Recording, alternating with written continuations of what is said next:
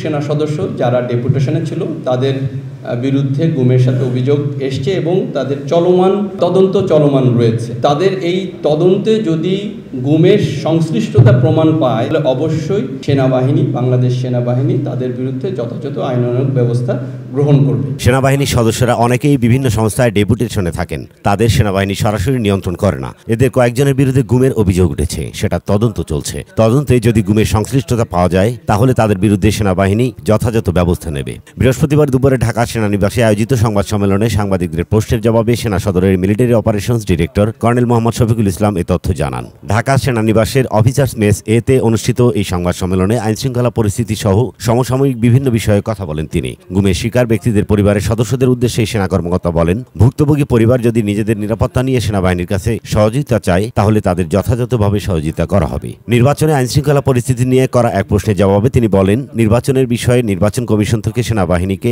এখনও কোনো নির্দেশনা দেওয়া হয়নি। যদি নির্দেশনা দেওয়া হয় তাহলে অবাধ সুষ্ঠু নির্বাচনের জন্য সেনাবাহিনী প্রস্তুত রয়েছে। কর্নেল শফিকুল ইসলাম বলেন, সেনাবাহিনী গত 21শে জুন খুলনা জেলার তালিকাভুক্ত সন্ত্রাসী বুলবুলকে তার 4 জন সহযোগী সহ গ্রেপ্তার করে।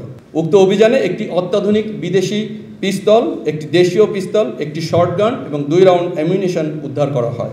উল্লেখ্য যে সন্ত্রাসী বুলবুল গ্রুপ নামে একটি সন্ত্রাসী গ্রুপের নেতা।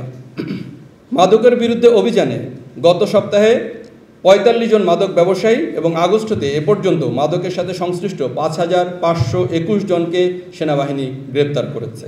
গত 2 সপ্তাহে সেনাবাহিনী মাদকের বিরুদ্ধে দেশের বিভিন্ন স্থানে সফল অভিযান পরিচালনা করে। চোরাচালান প্রতিরোধে বাংলাদেশ সেনাবাহিনী অভিযানের অংশ হিসেবে গত 17 জুন সুনামগঞ্জ জেলায় বড় পরিমাণে গলদা চিংড়ি উদ্ধার করা হয় এবং 2 জন চোরাবাড়িকে গ্রেপ্তার করা হয়।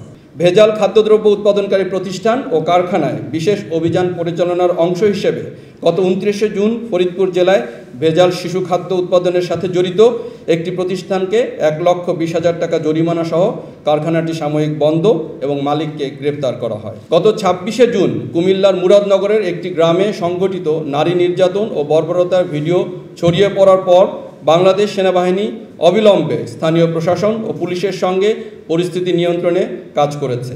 মূল আসামি ফজর আলী সহ আরও 4 জন ভিডিও ধারণকারীদের গ্রেপ্তার করা হয়েছে। সেনাবাহিনী ভুক্তভোগী পরিবারের সুরক্ষা ও সামাজিক মর্যাদা রক্ষায় পূর্ণ সহযোগিতা করছে। সেনাবাহিনীর অভিযানের ফলশ্রুতিতে বর্তমানে পরিস্থিতি উন্নতি হওয়ায় কেএনএফের ভয়ে বসতবাড়ি হতে পালিয়ে যাওয়া বান্দরবনের 138 জন বম উপজাতি পুনরায় তাদের বসত ভিটায় ফেরত এসেছে এবং সেনাবাহিনী তাদের সর্বাত্মক সহায়তা করছে। ইসমাইল হুসাইন ইমু, এমইটিভি।